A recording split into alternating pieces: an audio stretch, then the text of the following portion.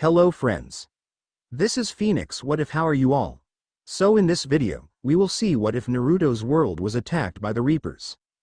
But before we start, if you want more amazing stuff like this, then be sure to subscribe to our channel and like this video. Also, if possible, share this video with your friends. Now, without wasting any more time, let's begin the story. It was a good day in Konoha today. Everyone was happy. You see, today was the 10th of October. This day was important because on this very day 5 years ago, the Yondaime Hokage, Minato Namikaze, fought a great beast known as the Kyuubi or nine-tailed fox. This beast was known to crush mountains and cause earthquakes with a swing of a tail. Minato knew he couldn't defeat the Kyuubi, so he did the only thing that he knew would work. His only regret was that he wouldn't be able to help his son grow, and neither would his wife, Kushina Uzumaki, as she was killed by the man who extracted the Kyuubi from her in the first place. So Minato sealed the great beast into his son. His last wish to Hiruzen Sarutobi, the Sandaime Hokage, was that his son, Naruto, was to be treated like a hero. When we look at Naruto's life, we see that the Yondaime's wish was ignored by the villagers. All they could see was the boy as the demon itself. He suffered a lot through life, and now he is 5 years old. Now our story begins. "But why do I have to leave? I've done nothing wrong," stated a little blonde boy around 7. He was standing in front of a large building that said it was an orphanage. "You know why you aren't allowed here anymore, you brat. Now leave before I force you out," the caretaker of the orphanage said as she began to slam the door on the little boy. This little boy was Naruto Uzumaki Namikaze, Jinchuriki of the nine-tailed fox, although he didn't know that. He thought he was an orphan whose parents died when the Kyuubi attacked and nothing more. He saw that there was going to be a problem if he didn't leave, and he knew that he wasn't safe, especially today since it was his birthday. None of the villagers liked Naruto and took every chance they could to make his life hell. Luckily, the Hokage's mansion was nearby and Naruto was quiet, so he got there easily. When he got there, he snuck past the secretary who tried to stop Naruto every time he visited. "Ah, Naruto-kun. Is there something I can do for you?" Hiruzen said, looking up at hearing his door open. "I guess you could say that. The orphanage kicked me out today. I know it's early, so the villagers didn't really look for me on the way here. I was hoping I could stay here for today," Naruto said. "What? I'm going to have talk with the caretaker later, but for now, yes, you can stay," he said in a caring tone. "Thanks, Gigi," Naruto said as he went to the couch to sleep some. "Naruto-kun, wake up," was what Naruto heard when he woke up. "Huh, what's going on, Gigi?" Naruto asked, confused and tired. "Naruto, listen, I want you to hide in here for a while. There's something happening outside that I don't want you to see, alright?" Hiruzen said as he opened a hidden safe behind his desk. Okay, but please be careful with whatever it is, okay, please." "Of course." As soon as the safe closed, the Sandaime put his hand on a seal on top of his desk and channeled some chakra into it. For a second, nothing happened. Then the village was engulfed in a bright white light, as were all the other villages. When the light faded, all the ninja and civilians were gone, except for Naruto, who was still in the safe. At the same time, "Are you getting the same readings as I am?" a man asked. The man wasn't exactly a man, it was an alien. He had 4 eyes and blue skin. His head was elongated. He wore battle armor that was red and looked like it was put together piece by piece. "Yes, I am. Are we going to see what it is?" Another one of these aliens, known as a Prothean, said. "We better. It is coming from one of the human worlds that are more advanced than their cave-dwelling cousins," the first one said. "Why would the Reapers attack one of their worlds? We better find out. Maybe they advanced faster than we thought." With that, the Prothean ship left to check on one of the worlds that they swore to protect against the Reapers so they could help fight in the next cycle. On Naruto's world, Naruto had no idea how long he was in that safe. All he knew that he was scared and hungry. When he couldn't take it anymore, he opened the door and he was shocked. The office was a wreck. The village looked as if it was attacked. But that wasn't what scared him. It was the silence. There was not a sound. No birds, no laughter, and no yelling, even just nothing. He heard cracking and looked up just in time to see the ceiling fall on him, thus knocking him unconscious. "With the Protheans, I'm detecting only one life sign from that village there. Right, what are we going to do once we find it?" "We see what he knows." "Of course. They land their ship just inside of Konoha. As they walk they have their guns at the ready for any attack by the Reapers. At the back of the village was the biggest building from what they could see, and it was one of the few that were still standing.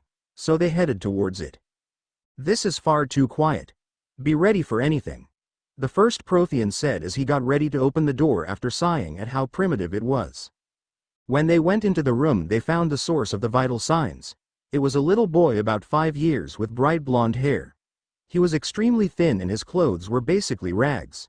He was also unconscious. It looks as though he was well hidden to be safe from the Reapers. Yes, let's bring him with us. He could provide evidence to why the Reapers attacked.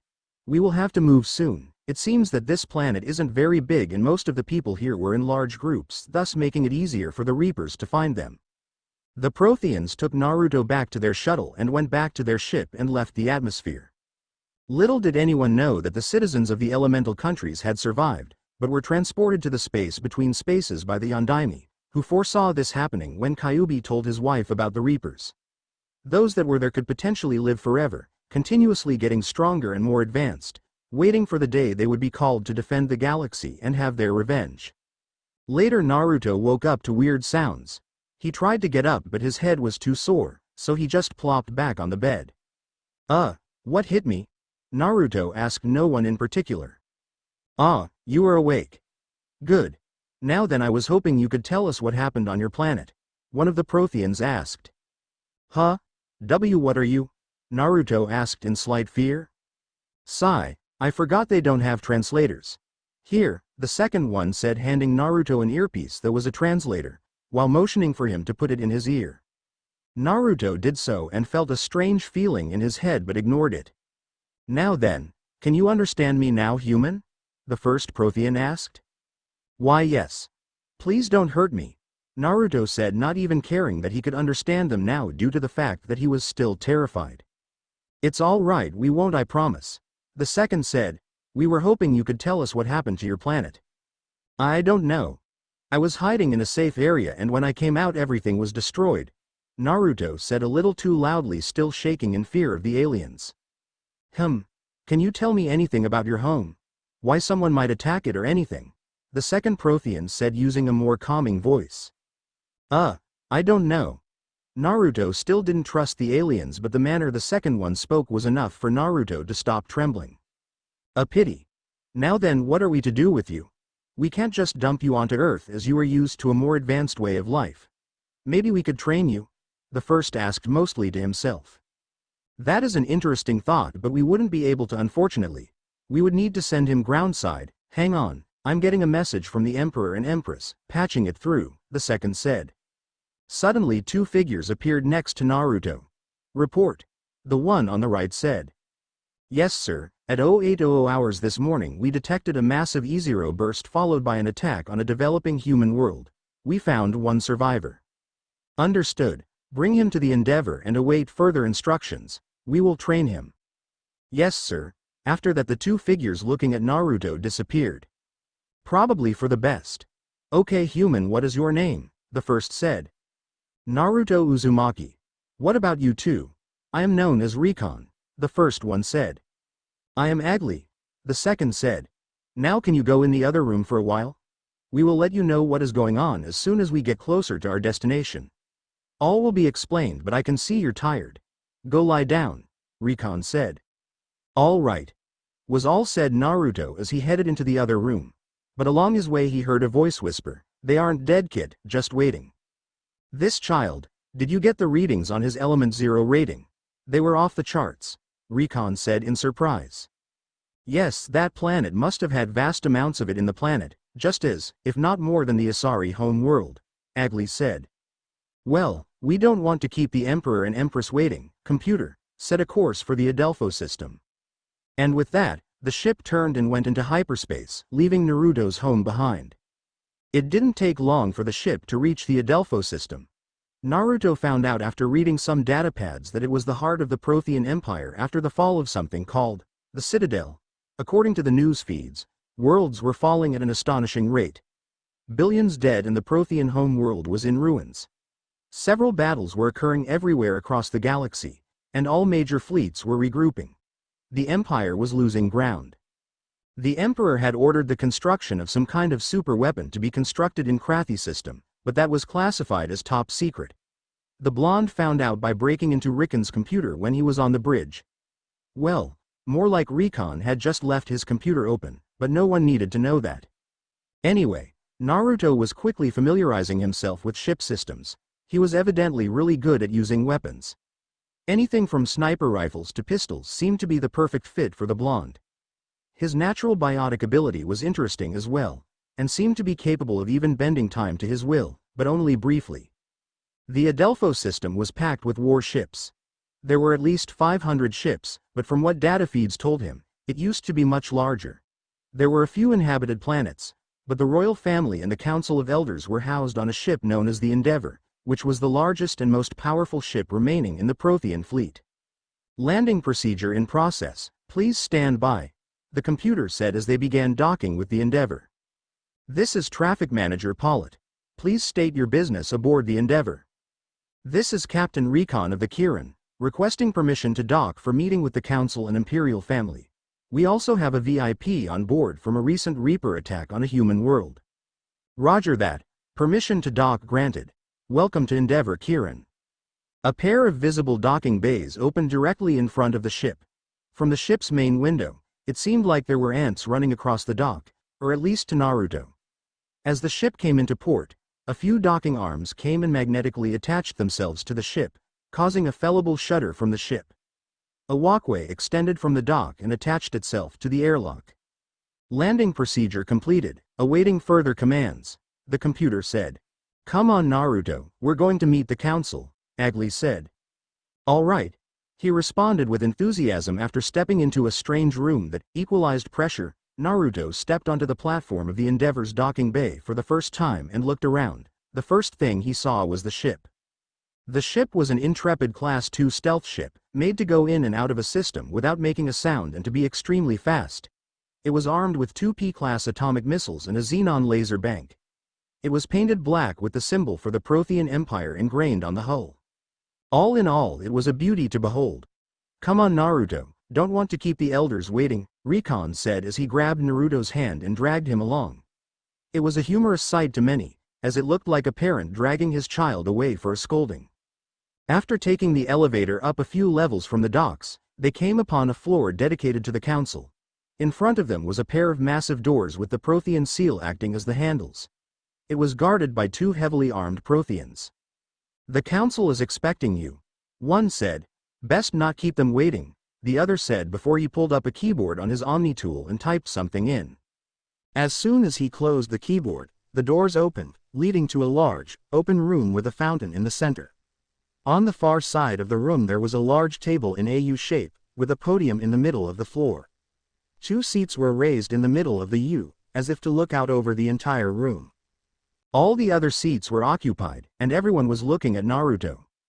When they reached the center of the room, the announcer stood and said, All hail the Emperor and Empress, Lady Kara and Lord Hakiv. Everyone who was sitting stood and everyone bowed toward the raised seats. Naruto just stood there looking rather awkward. 2 regal-looking figures entered the room from the back. It was obvious that both were stressed, as their clothes were somewhat disheveled. Even so, both of them had an aura of power. Everyone as you were, the Emperor declared, except for you kid. It seems that you can just stay as you were, he said as the Empress giggled. All of the council looked at Naruto with shock at the blatant disrespect. Why didn't you bow? An elder asked. Calm down Jike, the boy probably doesn't know any better, the Empress said. Now then, I convene this council to decide the fate of the human child Naruto. I think that he should be put into another human planet's population, Jike said. Oh, and how would that work? His species was extremely advanced and he's already seen our technology. No, the decision has already been made. The council was only called to discuss the details. And what is that exactly, Emperor Hakiv? How is he going to be trained? Naruto was extremely confused about what was going on, and got extremely irritated. Hey, does someone mind telling me what's going on? He asked. Well, we're deciding who's going to take care of you, the Empress said. So I'm getting a parent? The blonde asked excitedly. In a manner of speaking, yes, the Emperor said. Yada, the blonde yelled. How did the translator not pick up on that? The emperor asked. Everyone just looked at the blonde and shrugged before Jike said, well, he needs to be a part of a family in order to be trained in the military before the age of 15, and they need to have that family's permission for training. Well, in that case, we'll just have to adopt him, the empress said happily. Everyone except for the emperor looked shocked at this. My lady, you can't be serious about this, an elder said. She is, the emperor said in authoritative voice, and so am I. Everyone looked surprised at this. The announcer said, are you sure, Lord Hakiv? The emperor nodded before the announcer stood again and said, all hail Naruto, adopted son of the emperor and empress, and heir to the Prothean Empire. Everyone in the room bowed toward Naruto, and the emperor said, this meeting is adjourned. Everyone except for Naruto, the royal family, and Rikan and Agli left the room. Rikan turned toward the blonde that he rescued and said, well, Prince Naruto, it was an honor to meet you. Same to ya, Rikan, though I really don't think I'm ever going to get used to the prince title, especially from you. Hey, well, I think that I'll just call you Naruto, alright, Squirt, Agli said. Yeah, that'll work. Well, I guess I've got to go meet mom and dad, see ya guys later. And with that he ran off to join his new adoptive family, who welcomed him with open arms. As they exited the room, Rikan looked at Algie and said, that kid is going to go far, maybe even farther than anyone ever has. Yeah, and at least we can say that we knew him, and with that said they left Naruto to begin his new life. It had been about 2 years since Naruto had left his home planet and been adopted by the Prothean royal family. He had quickly become used to his new family. His father, Emperor Hakiv, was a kind and gentle man around his family, but was cold and hard when it came to the war and battle. It was obvious that he longed for the days before the war. He lost everything except for his wife, including his own 5-year-old son. It was because of that though that he was so warm to Naruto. In fact, until he adopted Naruto, the royal scribes were considering making his name the Emotionless King because he never smiled in his reign, but Naruto changed that. The same could be said for the Empress. She came from a peasant family back on the Prothean home world. She met Emperor Hakiv when he was a prince touring the planet. The two had hit it off wonderfully, but Hakiv couldn't marry someone not of royal descent and be crown prince, so he passed the duty to his brother. The two lived together happily for 7 years before the invasion, but when it began the royal family was the first to fall, including their son who was visiting his uncle the emperor at the time. She was called the Morning Queen until she adopted Naruto. After that she became warmer and smiled whenever she could. It was quickly noticed that Naruto had that kind of effect on people, so they kept him from training for a year after they adopted him. He'd managed to turn most of the Grand Navy, and the Prothean military commanders to his side, and quickly gained the approval of both the Council of Elders and the general populace. This was due to the fact that everyone tried to spoil him, but he only took what he actually wanted or needed and gave the rest to charities, the most prominent being the War Orphans charity. This was quickly spread through the news feeds, and Naruto quickly gained the nickname, the White Prince, for his charity and his evident aptitude for turning people to his side. Many turned him into the protector of the future, and most parents told their children that they should be more like him. Naruto didn't know about this though, he was only 7 after all. He'd even managed to turn the hard ass on the council, Lord Jike, into someone like who he was before the war. A somewhat kind man with hell of a pranking streak. He'd even managed to get him and his son, Javik, on a pranking contest. It was still ongoing. They'd learned a lot about him too. The first thing they discovered was his love of the color orange. So, for his 6th birthday, his parents gave him a suit of orange royal battle armor, which could be adjusted to his height and size. They also discovered his love of ramen after he tried something similar at dinner one night. They'd had to start a small budget for the stuff, and they royals had actually come to like it as well. They also discovered he was a bit of a gardener. He'd started growing a tree and trimmed it every so often to make it look nice. He said that his people called it bonsai, and there was now a small club that learned the art from Naruto, and had begun practicing it en masse. After a year of being taught politics by his mother and father, winning over almost everyone, and pranking almost everyone on board the Endeavor, he began being taught by his new combat instructor, General Shika. He still remembered the first day of training like it was yesterday. Flashback.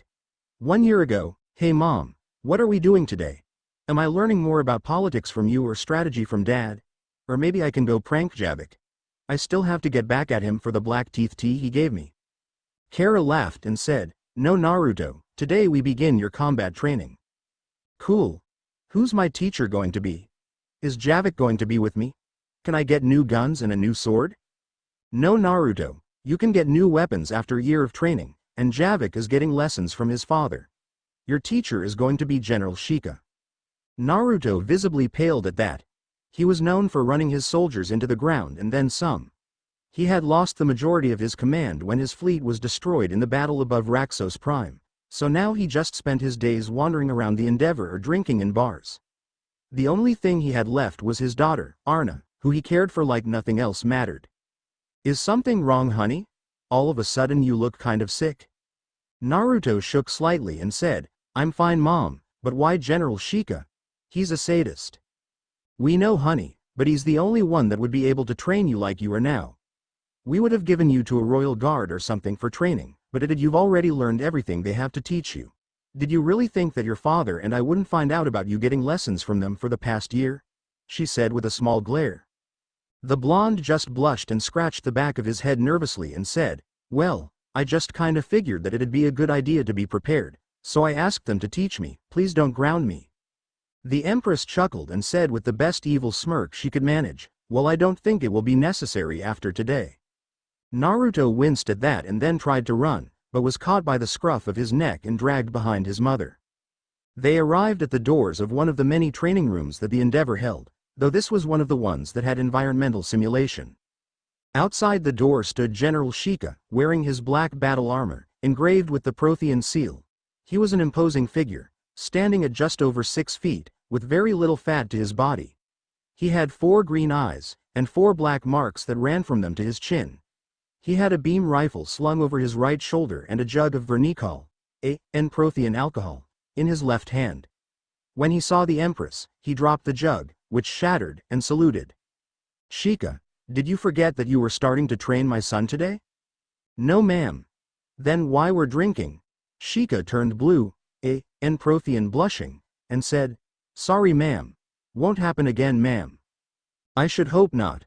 I'll be back at 1800 hours to pick him up. Then turning to Naruto she said, Be good honey, and don't forget that Shika isn't target practice.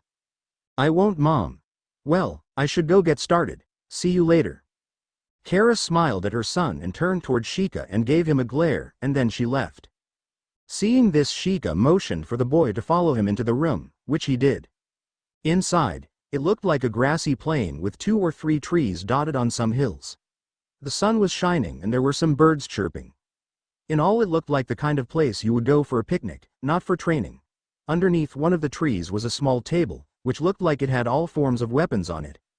Naruto couldn't see what it held very clearly from where he was though, so he just turned his attention back to Shika, who was now standing still. Right then young one. I guess I'm going to be your combat instructor. I don't want to get to know anything about you, you're already famous enough, and you probably already know about me, seeing as you're a part of the royal family. Your goal for today is to hit me at least once with all 5 of the weapons on the table up there, or to hit me 5 times with one of the weapons. They're set to shock mode, and each has a distinctive energy signature that will be encoded into my personal shield. You have an hour to complete the exercise. If you can do more than what you were assigned, then I will give you harder training and buy you ramen after the session, alright?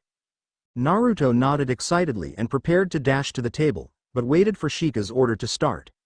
Shika pulled up a stopwatch on his Omni tool and pressed a few buttons before yelling, Go. Naruto sprinted to the table and grabbed all the weapons, holstering everything but the sniper rifle. He knelt down and looked through the scope, changing the vision to thermal. It didn't take long for him to find Shika. He was resting by a small pond on a beach chair.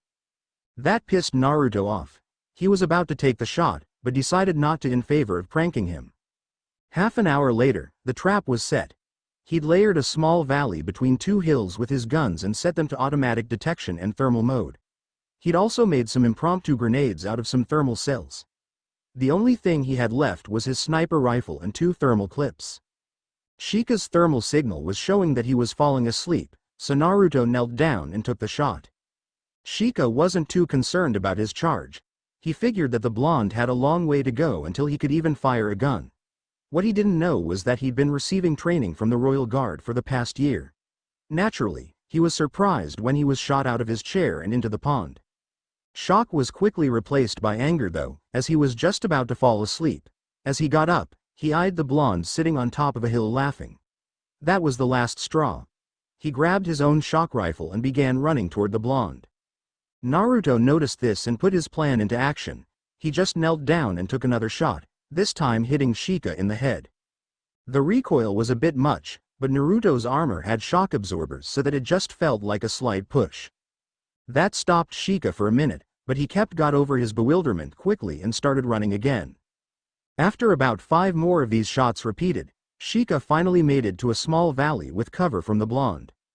He smirked and checked his watch. Only 5 minutes left, he thought. That's when all hell broke loose. Naruto appeared at the top of the hill and trained his gun onto Shika. Shika was still looking at his watch, and didn't notice. Naruto pulled the trigger and missed, intentionally. He hit his thermal grenade, which went off and sent Shika flying into the other one, which then promptly exploded, sending him back in the middle of the valley. Naruto smirked at that, and then pressed a button on his Omni tool, causing all of the other weapons to train on Shika. Shika was dazed by what just happened. He didn't give Naruto any grenades, so how did he do that?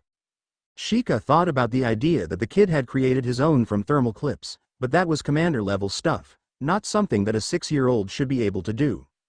He got up slowly, only be knocked back down by a shotgun blast.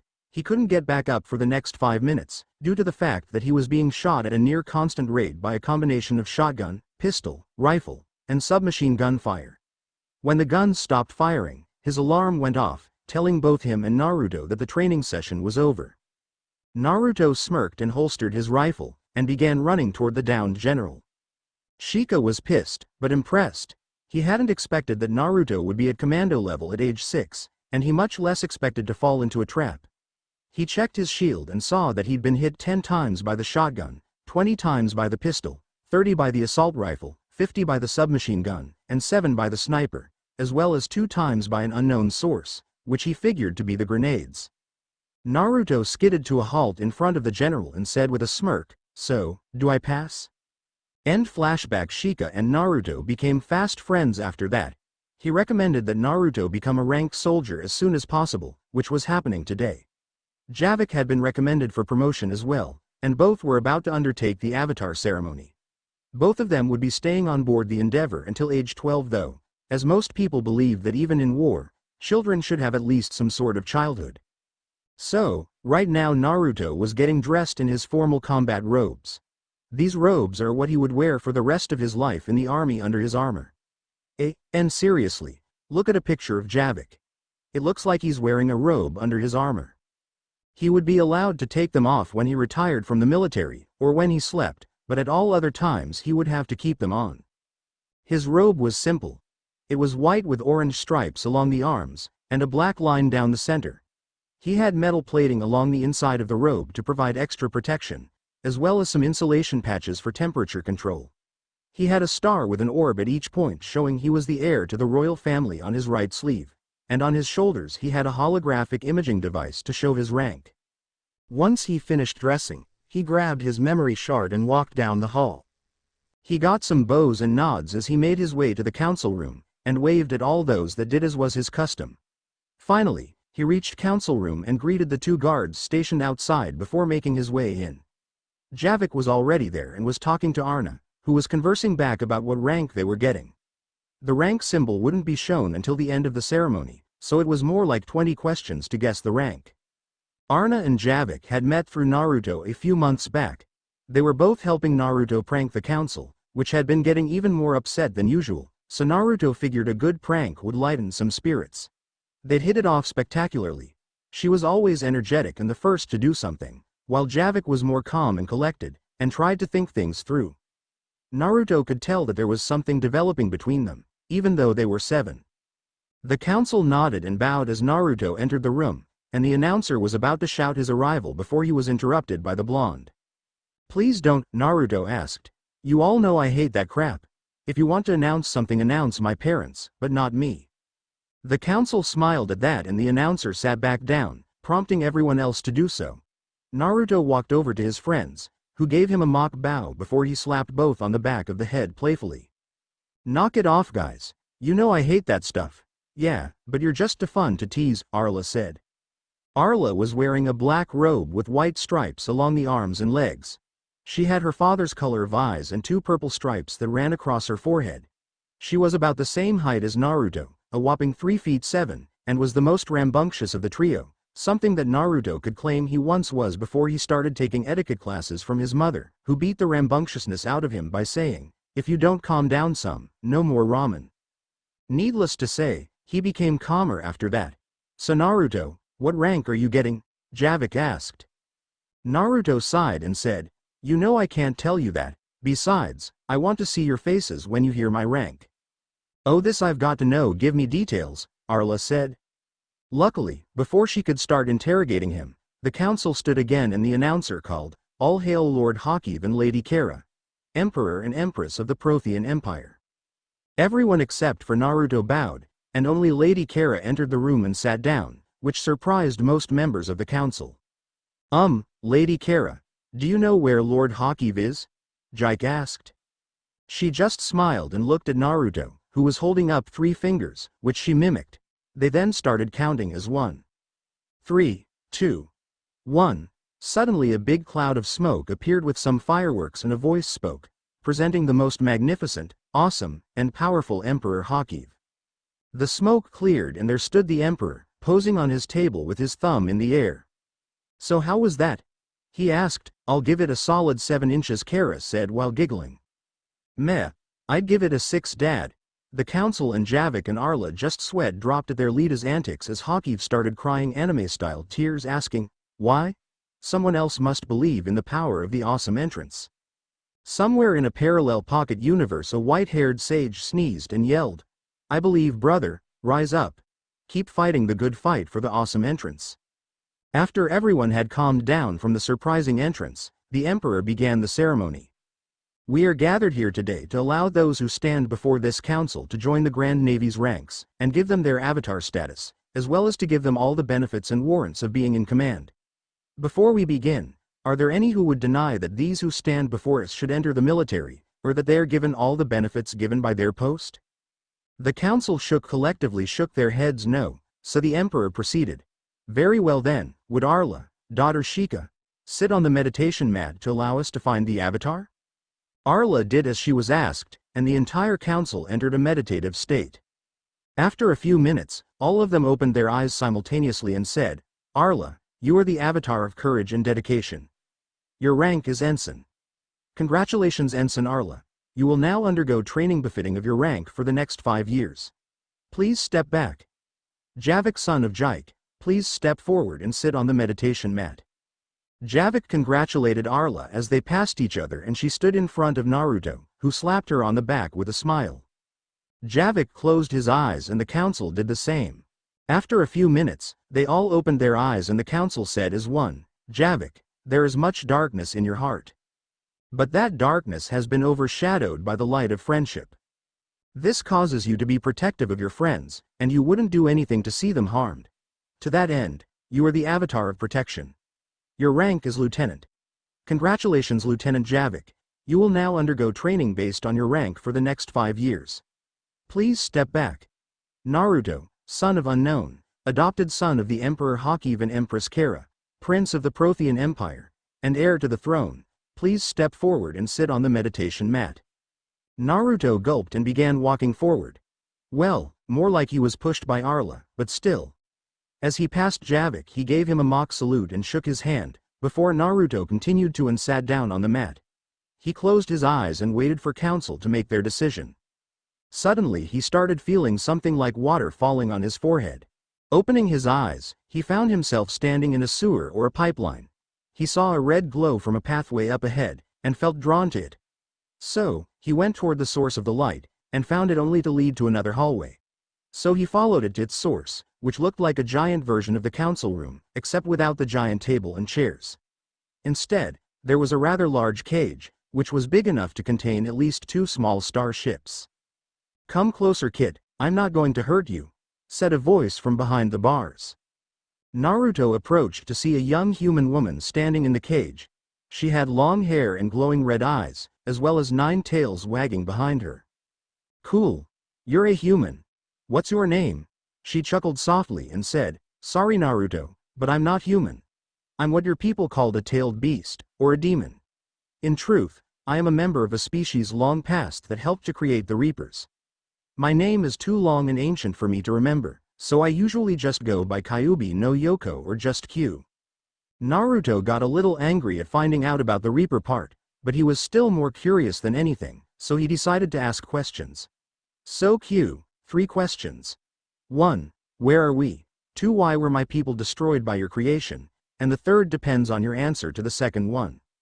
Q smiled and said, Well, we're in your mindscape. This is where all your thoughts are as well as your feelings. As for the Reapers, me and my race helped the race known as the Leviathans to create them. They were originally supposed to be a peacekeeping force, but their AI programming malfunctioned, changing it into the kill everything Reaper you know today. They quickly exterminated the Leviathans and many of my kind, though we still exist and are scattered across the galaxy, mistaken as energy clouds and the like. As for why they attacked you, we were preparing your race to destroy the Reapers and bring peace to the galaxy, but they found out somehow. Luckily enough, your father planned ahead and created a pocket universe that has the same properties as this one. As soon as the Reapers entered orbit, the seal activated and transferred everyone in the elemental nations to that pocket universe. Naruto was beyond shocked. Not only were the Reapers supposed to be peacekeepers, but Kura knew his father. That took over every other thing that he was thinking about. Who was my dad? Did you know my mother? He asked excitedly. Your father was Minato Namikaze, the 4th Hokage of the village hidden in the leaves. He was known as the Yellow Flash, and was a war hero. He was a kinda gentle man, and was merciful to his enemies. He isn't that different from your adoptive father in that respect. I think he'd like to meet you as soon as possible. And yes, even though he's dead you can still meet him. He sealed a part of himself along with me inside of you to act as a guide for the future. Your mother was Kushina Uzumaki. She was a stubborn, energetic prankster like you. She was my container before you. She and your father loved you like no other. She was great with the sword. So how can I meet my father? Do you see the seal? I want you to tear a piece of it off. Your father should appear as a result. Don't worry, I won't kill you. Naruto didn't fully trust her, but decided to try it out. He ripped off the right corner of the seal, and a bright flash flooded the room. When the light faded, a man stood with blonde hair and blue eyes. He was wearing a cloak that had flames licking the bottom, and the kanjis for 4th Hokage on the back. He was holding a 3-pronged kunai. Aside from that, he looked rather shocked to be there. Naruto, what am I doing here, Dad? And he gave him a running hug. Minato just started laughing and said, Hey kiddo, it's good to see you two, but what am I doing here? Naruto then took a serious look and said, The Reapers attacked 3 years ago, and you transferred everyone to the seal. Did I now? Well, it's good to see that my plan worked. Your mother and I faked out deaths and were transferred to the pocket dimension. We had to leave someone behind to release us if the worst happened, so we chose you. Sorry for leaving you. It's okay Dad, but does that mean I'll get to know you after I release you from the pocket dimension or whatever? Yeah, you'll be able to meet both me and your mother. We created that seal so that anyone inside it would be immortal until you release the seal. I'll teach you how to do that, and both me and Kura will train you in the ways of the shinobi. I'll be in your mindscape until the Reapers are gone. Thanks Dad, Naruto said with teary eyes. No problem kiddo, but right now you need to go. The council is opening their eyes now. To get back here just meditate and you'll wake up in this room. See y'all later. Naruto opened his eyes, saw that he was back in front of the council, watching the council open their eyes.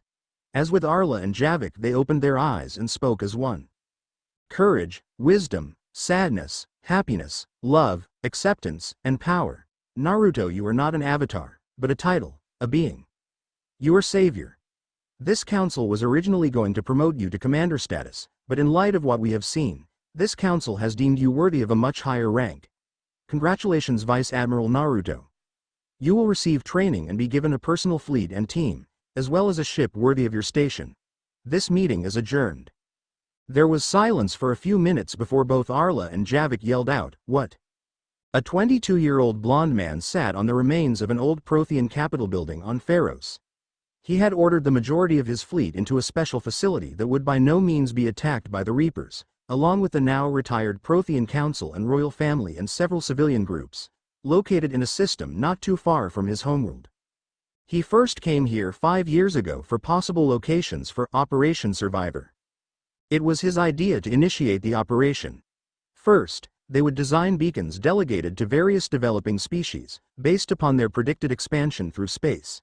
Next, they build a series of bunkers on uninhabited planets. Unfortunately, all but one had been discovered, but at least the last remaining Prothean fleet would be saved. During the exploration period to find these planets, Naruto met an ancient plant species known as the Thorians. Evidently there were only a few left, but the majority of them were clustered on this planet. The one Naruto met was evidently a female Thorian who called herself Thorian.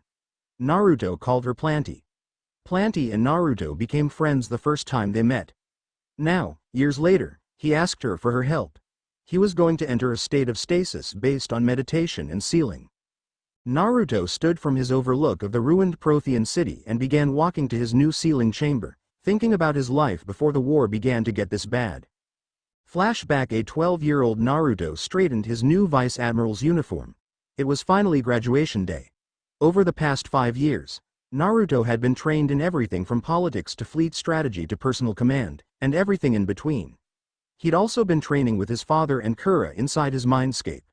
Minato told him he was easily at high Chunin level, but had a ways to go until he reached Jonin or Cage level. Today wasn't only his graduation day though, it was also Arla and Yavik's graduation day. Naruto put on his holster for his pistol, an advanced pistol that had the accuracy and power of a sniper rifle, but the ability to go full auto. It wasn't regulation to wear a weapon with just the uniform, but Naruto always thought it was best to be prepared. He put on his new admiral's hat, tailored specifically for him, seeing as how Prothean hats had a different size and shape. Naruto's Omni tool started vibrating, telling him that it was time to go to the ceremony. He made his way quickly through his room and into the ship corridor. He walked to the council room, where he met Arla and Javik, who were in their uniforms as well. They seemed to be discussing something rather heatedly, and Javik was clearly blushing.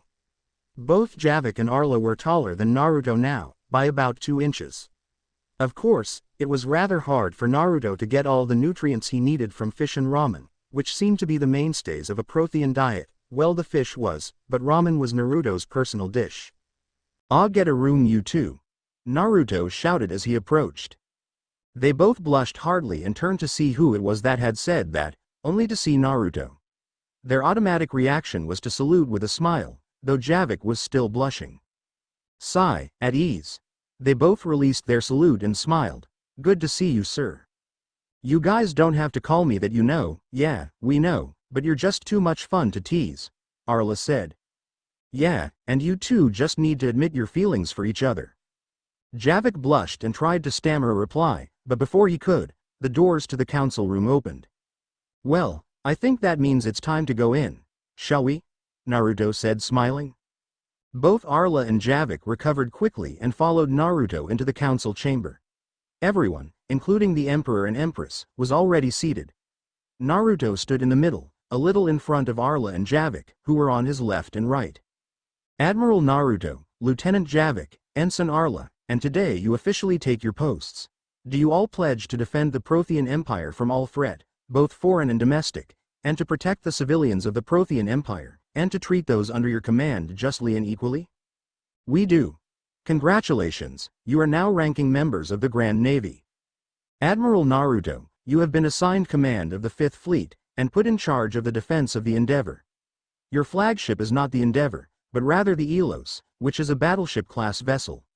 You are authorized to make any improvements to your fleet that is within budget. You have full charge, and as Prince there are no official channels to go through. As for you two, you will be assigned commissions on any designated ship and fleet that puts in a request." Naruto stepped up and said, "Permission for the ensign and the lieutenant to join my crew on the Elos?" "Permission granted. Lieutenant Javik and Ensign Arla are hereby assigned to the Elos. This meeting is adjourned." The council filed out, leaving the 3 friends alone. Well, let's go see my new ship. 30 minutes and a shuttle ride later, they arrived on the deck of the Elos. The ship itself was a wreck. It had been recovered after the battle for the Prothean homeworld. The battle was lost, and about half the fleet was destroyed. The Elos had lost about half of its guns, as well as a majority of the lower levels. The ship itself still maintained a skeleton crew. The bridge was still intact though, as was the command center. Many of the soldiers on board already respected Naruto for his actions in regards to his efforts to relieve those who were hit hardest by the war, but many doubted his ability to command a fleet at his age, much less to take control of a battle. The rest of the Fifth Fleet was basically an assembly of weapon-equipped civilian ships and a few fighter squadrons, with only a single fully staffed cruiser. Great, they gave me a fixer-upper. Well, I'll do my best. Ensign, report down to engineering and send me a report of all currently operating systems. Lieutenant, stay with me. We have some work to do. Arla saluted and took an elevator down to engineering. What do you have planned, Naruto? Javik asked. Naruto smirked. I'm going to make this fleet the best damn one in the Grand Navy, and I'll do it in 4 years. 4 years later, the Fifth Fleet was regarded as the best equipped and trained force in Prothean space. Naruto had scrapped all the civilian ships and ordered the construction of 5 carriers, 10 cruisers, 18 destroyers, 3 battleships, and a new Devastator-class ship that had twice the armaments of the Endeavor, but was half the size. Naruto decided to name it the Shinobi, after his people's warriors. Naruto also managed to procure 40 additional fighter squadrons and 20 intrepid Mk2 ships, including the Kirin and its crew, which he requested to transfer to his fleet. Needless to say, Recon and Agli were surprised to see him again, but happy to be under his command. He managed to do all of this by scrapping all the civilian ships he had in his fleet, and when he ran out of those, he led expeditions to recover derelict ships from some of the older battlefields. He'd gone so far as to personally take down a Reaper that was orbiting an old Prothean space station. He did it by himself, in a fighter, with no backup, which earned him the name, Reaper Slayer. Every ship under his command was fully staffed, and trained for any situation. He began recruiting from refugees and war vets, and trained them all the way he was trained, to be swift, efficient, and deadly. His ships were equipped with the very best weapons and shields available to buy. Several ships were equipped with stealth drives, and many were equipped with missiles capable of penetrating Reaper shields. A now 16-year-old Naruto was looking out at space from his bridge. Even though his fleet was widely claimed to be the best, they had yet to be in open conflict. Sir, we have an incoming unidentified force on scanners. Arla, who was now serving on the bridge, said in a relaxed tone. Naruto sighed. He still hadn't gotten used to his friends calling him, Sir, or Admiral. Javik and Arla had finally started dating last year, much to Naruto's relief. Of course, he was beginning to be pressured by his parents to find a girlfriend, but none of the Prothean women he had met seemed to do it for him. Besides, their physiology wasn't compatible. All right, it's probably nothing, but tell all ships to go to Alert Level 2, ready positions, and contact the Endeavor and tell it to prepare for an emergency jump. Aye. Admiral, Javik said, all ships report ready. ETA of unidentified force, 5 minutes and counting. Understood, keep the comm open and continue scanning. A few minutes passed before Arla yelled, Commander, one of the ships has been identified, it's the Harbinger. What? Shit. Contact the Endeavor and tell it to prepare for an immediate jump, and give me the comm. Javik pressed a few buttons on the console in front of him. The comm is yours, sir. All vessels and personnel, this is Admiral Naruto. The unidentified contact has been identified as a Reaper force under the command of Harbinger. This is a code red emergency. This will also be the first combat experience for many of you. Keep calm and remember your training, and you'll define. Our goal today is to buy time for the Endeavor to escape and then get the hell out of here. I want all ships, except for the fighters, to get in position. This is a Level 1 alert.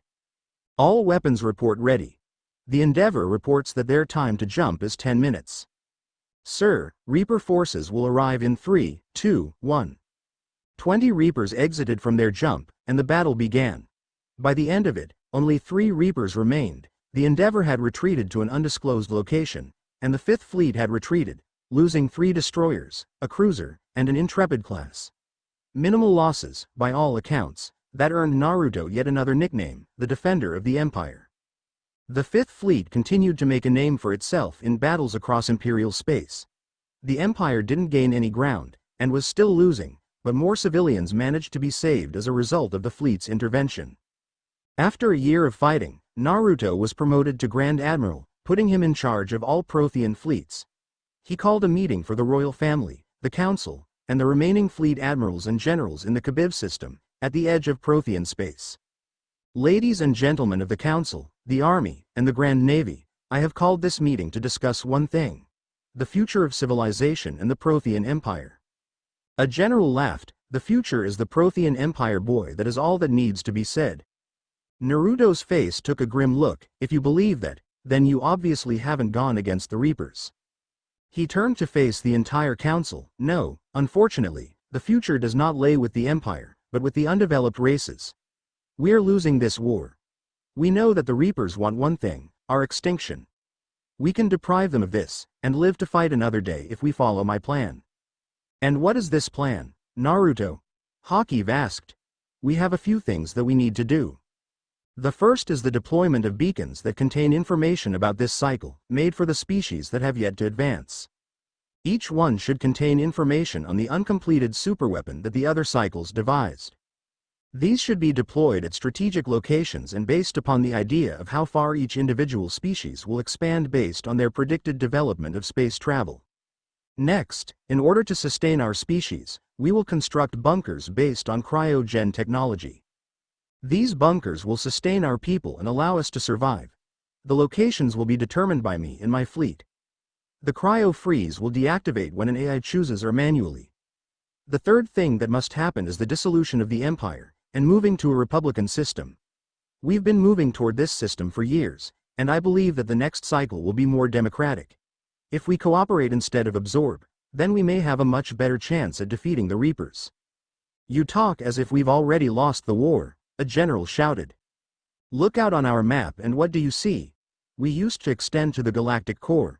Now we're barely hanging on to our colonies on the outer rim. We have lost the war. All right then. All in favor of adopting Admiral Naruto's plan? All of the admirals, as well as the council, raised their hands. All opposed. All of the generals raised their hands save the reinstated General Shika, who voted for the plan. The plan passes, and will be codenamed Operation Survivor. This council is hereby dissolved, and all military personnel will now report directly to the Admiral. This meeting is adjourned. And so after that, Naruto sent agents to all corners of the galaxy. He himself went to Elos, where he met Planty, and to his homeworld, at the insistence of his father and Kura. When he arrived, something odd happened. As soon as he touched down, he was enveloped in a strange energy that pulled him to the ruins of the Land of Iron. When he arrived, there was nothing but the ruins of buildings and ashes, but as he made his way to the center of the area, the energy increased till it ended in a flash, revealing that he was at the center of a giant seal. Channel some chakra into it. His father urged. All right, but what will happen? You should be transported to the sealed dimension. I believe that you have something to discuss with your parents and the other cages. Naruto did as he was told, and suddenly found himself in the middle of a circular room with humans sitting in chairs that surrounded it. Each seat had a different marking, but there were 5 seats that were situated closest to the center. These seats were marked with the symbols for the leaf, the cloud, the rock, the sand, and the mist. Naruto wasn't really focused on this though. He was paying more attention to the man in the leaf seat, who had golden blonde hair and blue eyes. Dad!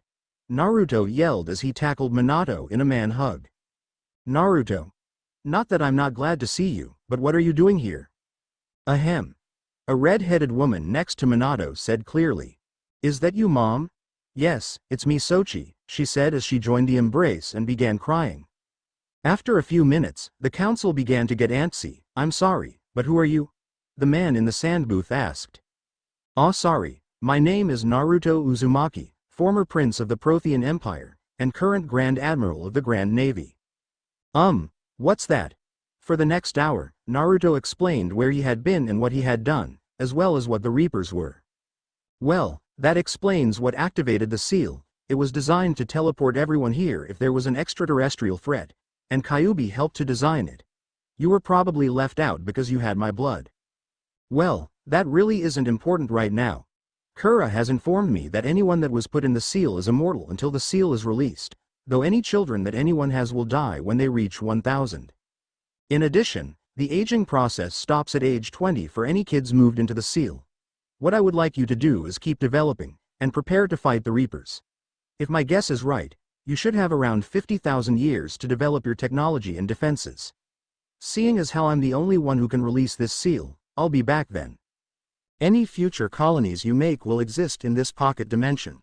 If at all possible, I'd like you to stay in this quadrant of the galaxy. Our predictions indicate that no one will settle this space in the future, meaning it's all yours. What I mean by this is if you draw two bisecting lines in the galaxy map, dividing it into 4 pieces, the upper left-hand section. Although, the area closer to the Perseus Veil, Perseus Veil, will probably belong to the Prothean Empire. Did you get all of that? Yeah, we've got it. Don't worry, we'll be ready. But how are you planning on surviving for 50,000 years? I don't know yet, but I'll figure it out. I would love to stay here longer, and get to know you and Mom, but I can't. I have a species to save. Don't worry though, the next time we see each other, we can get to know each other, and who knows, maybe I'll be married. Kushina and Minato looked ready to cry. Be safe, okay kiddo? Alright Mom, Dad, I'll try. I've always imagined meeting you guys in person, and now that I have, I want to learn more about you guys. I'll see you guys in 50,000 years. Naruto channeled chakra back through the seal and ended up back in the destroyed world. Taking off, Naruto vowed to survive to see his parents again. After a few months of searching, they found a suitable planet near the Perseus Veil and one on the other side of the system on the planet Edon Prina 3. 2 more years passed, and Naruto married Javik and Arla on board the Elos. It was a grand ceremony, and Javik and Arla got a month's leave on the resort ship in the fleet. They decided not to have children until after the war ended, and after the rebirth of the Protheans. A week ago, Naruto put his entire fleet into cryo on the now-named planet, Selos, near the Perseus Veil and left for Elos. He received word that the bunker Edon Prina had been attacked, and that Javik was the only survivor. Then, Selos's VI had a malfunction and deactivated, meaning that it had to be opened and activated manually. Naruto would have gone back, but the fighter he was in was a one-way trip to Elos. Javik had been given the coordinates for where he would be, he just had to hope that someone would wake him up. End flashback. Naruto made his way into his sealing chamber. It was the center of the building, located midway between the building's top and bottom. Naruto had refurbished it using his fighter, so it looked nearly identical to the old Prothean council room. In the center of the room was Planty. Are you sure you want to do this? She communicated telepathically. I am. It's not like I have much of a choice in the matter though. I just hope that someone wakes Javik up. I'd hate to be sealed here forever. Well, it won't be that bad. At least you'll have me, Kura, and your father to keep you company. Yeah, guess you're right, but either way I'll be here for a while. Well, see you inside. He sat down on a seat lined with seals which he activated with a Kai, and went into a deep meditative state, waiting to wake up. 50,000 years later, location, Eden Prime. I think he's waking up. Javik opens his eyes and flexes his muscles, accidentally sending a biotic attack at the species surrounding him. Oh, what hit me? Oh, sorry about that. The Asari waves to him and says, we can't understand you. He grabs the human next to him. She's female, short red hair, pretty face, or at least by human standards. He absorbs her memories, and she sees some of his. Oddly enough, there's a human male with golden blonde hair and cerulean blue eyes. His cheeks had 3 black marks, like whiskers, on each. He had a well-defined six-pack that was easily seen through the robes he was wearing. In his hands was a hat that was obviously made for him with an odd symbol in the middle. Around his waist was a holster for a pistol. Javik, I'm putting you in command of the second bunker. The majority of that bunker will be civilians, the fleet and your wife will be on Selos. But Admiral, look, I don't want to do this, but you're the only one I can trust with the bunker. I'll keep your wife safe. You also have the coordinates for my personal stasis area, correct? Yes, sir.